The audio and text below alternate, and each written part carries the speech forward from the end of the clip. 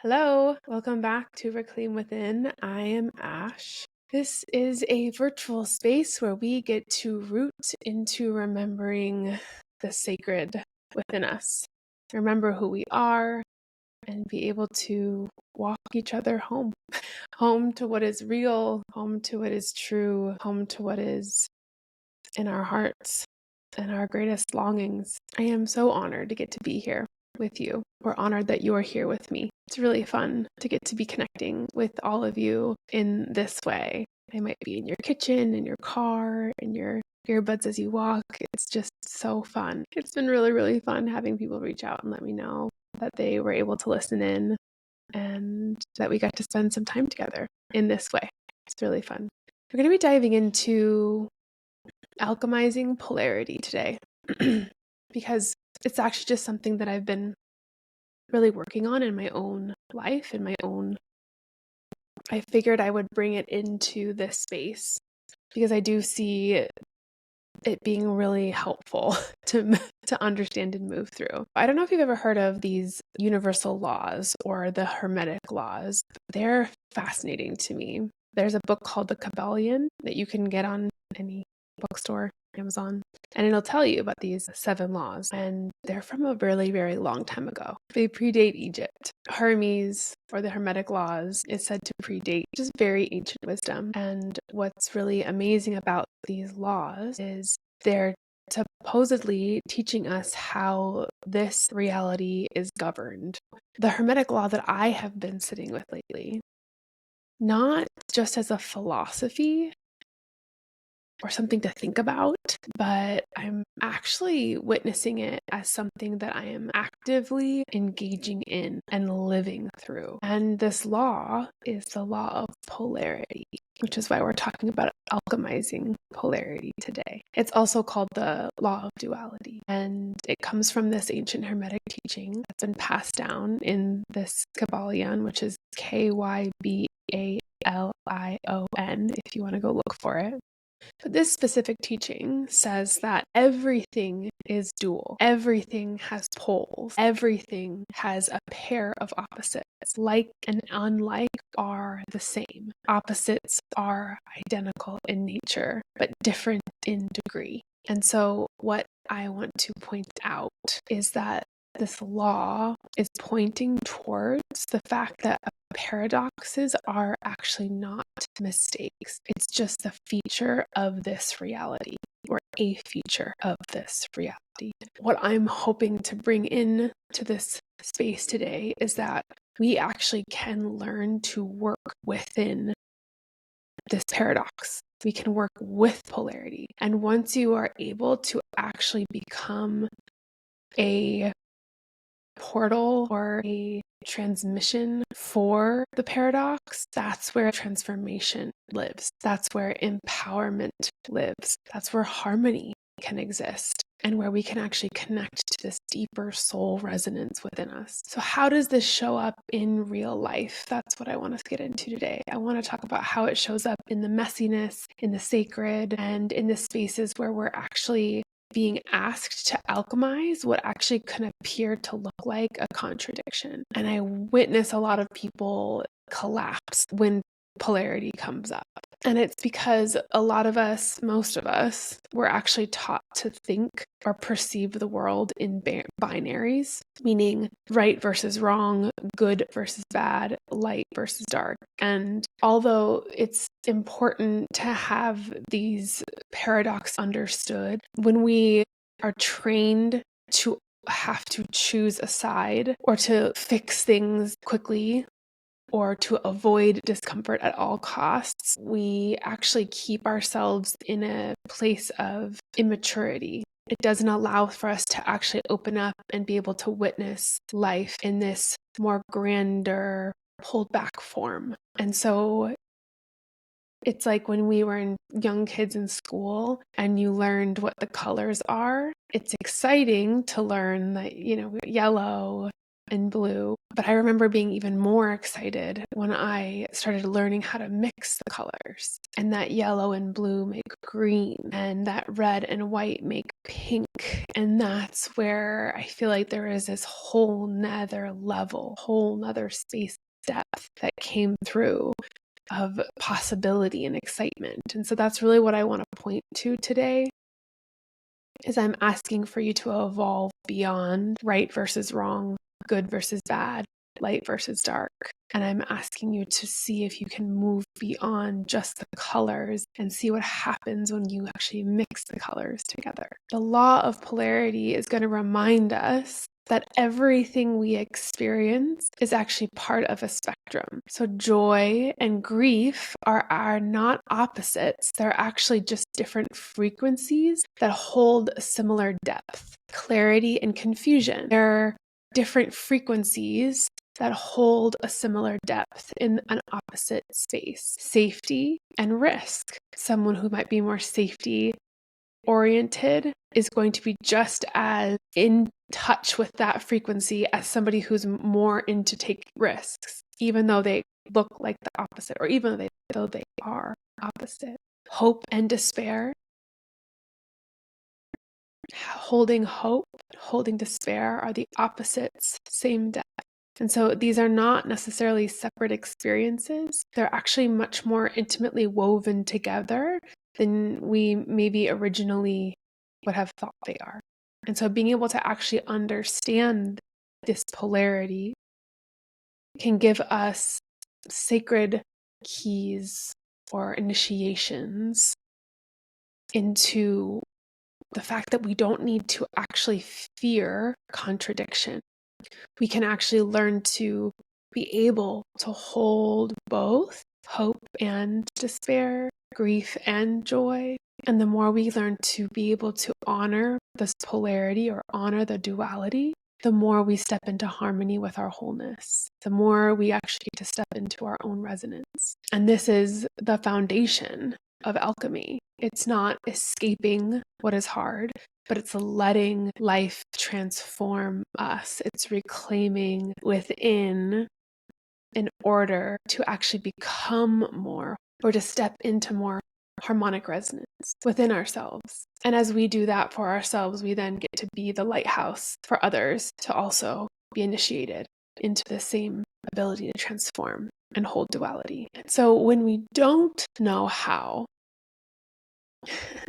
when we do not know how to hold both ends of polarity, we collapse into one side of it. And that I witness so very often. When we are not able to hold both ends, we'll feel defeated, we'll feel victimized, or stuck in a narrative of being wronged.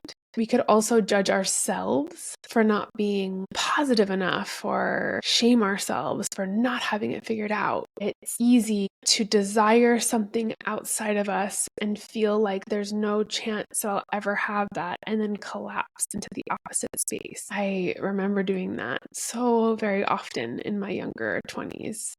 I would collapse a lot into my own victim space. And then what ends up happening is we then, instead of working with the polarity, we will either be so numbed out that we don't even realize how we're operating inside of ourselves. Or in order to try not to feel so numb, we will try to control the outside world. Try to control the outside world so that the inside world can get some like false sense of security internally. But what's happening in that is a lot of resistance, a lot of fear, and potentially judgment. And so the idea that I'd like to challenge within this, and it's so easy to collapse into the polarity of good, bad, right, versus wrong. You wronged me, I am good, you are bad. It's so easy to go there. But what if the very thing that we are resisting or fearing or judging is actually the invitation into greater alignment, into more harmonic resonance, into this maturity of being able to blend more colors together? What if the confusion we feel is actually the doorway towards clarity? Or what if the doubt that we're feeling is the path of greater trust? What if control is simply revealing what our greater longing is to actually be able to surrender into? And so this is how we get to use the law of polarity to invite ourselves into evolution. In this, there's no picking sides, and there's an invitation to be able to actually hold more realities at once, to become the vessel that can contain a paradox, to be able to hold more than just good versus bad, to be able to blend another way of seeing in life. So the way that I'm going to bring this up, or the way that I want to share this today, is actually through my own lived experience. I've been walking through a lot of heavy reorientation or tuning. I've been attuning very differently recently. And what I've desired this harmonic resonance of I want clarity and I want trust and I want to surrender. I want to be able to have more clarity, more trust, and more surrender. That's the desire that I have. And so every time you have a desire for something, what tends to happen is the exact opposite of it will show up instead. And so as I've been really letting go of a lot of these identities that I've been attempting to conform myself into fitting into, which is a whole nother bigger conversation about what's currently happening astrologically. I think a lot of us have a lot of old identities, or identities that of not self themes that we've been trying to fit ourselves into. And it's just time right now for that, the false light and the false masks to start to crumble. And so I have been very aware of that for myself. I've been very aware of my identities, the masks I've worn that don't feel good. I have prayed for more clarity, trust, and surrender. What has come up and what will come up for you too when you state a desire has actually been all of their opposites.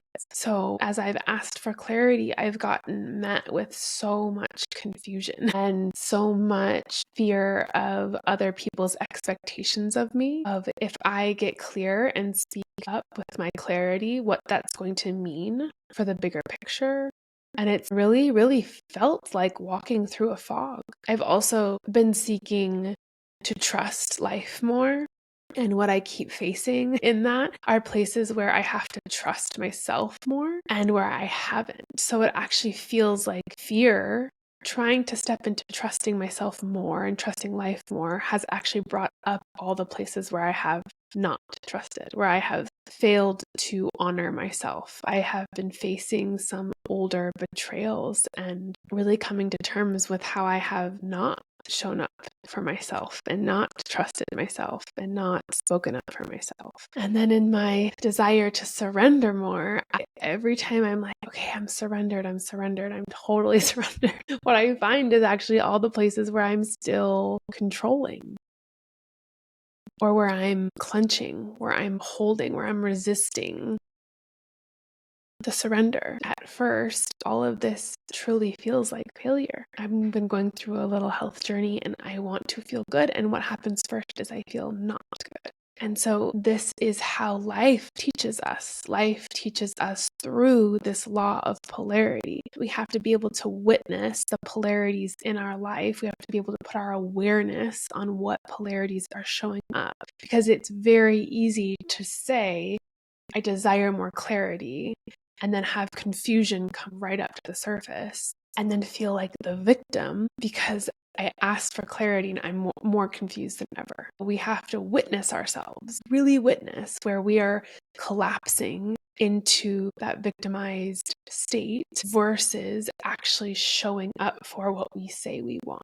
If you desire to lead, your leadership will be challenged. If you desire to travel, all the reasons why you should stay it's going to come straight up. What is it that you're desiring, and then allowing for the polarity to present itself so that you can learn from it, that you can grow from it. That's how we use polarity here, to be able to actually shift. When I long for clarity, what shows first is unclear. What I When I pray for trust, I see my doubts. When I work on leaning into the surrender, I see all the places where I'm still controlling something that's completely out of my control. And it's all preparation. It's all the mirror of our own reality so that we can step more into this harmonic resonance. Because when you're actually able to work on the polarity and honor the polarity and honor the parts of yourself that are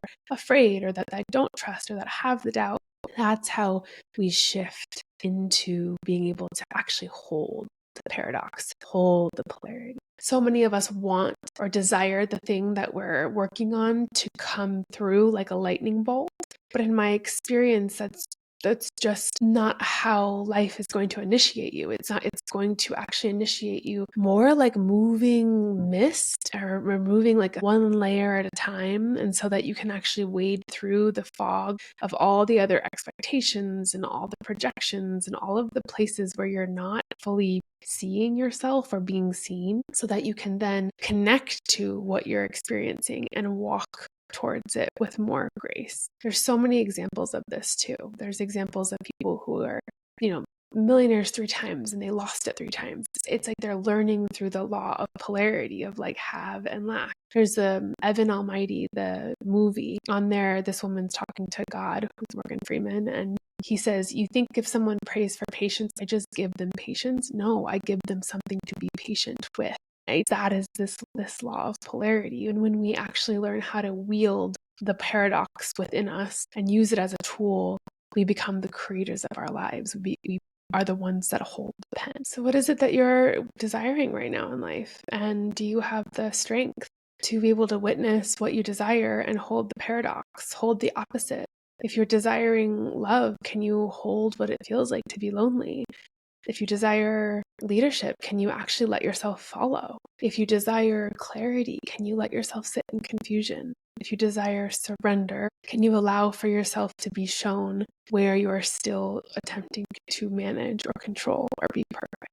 It's so humbling, this process of actually trusting the duality of life and being able to learn to hold multiple realities at once. And what I have learned is that in doing this, I see myself so much more clearly, and I see how much I can and cannot control the world around me. But what I know is that we've inherited so many patterns within ourselves that's saying brace, fix, push through. When we learn to step out of that binary thinking, that black and white thinking, we actually give in to something that's wiser, and we let life move through us. And rather than trying to force life to meet our own expectations, we actually are able to grow and learn and harmonize with it. We're alchemists when we do this. When we let clarity come through fog first, we're alchemizing.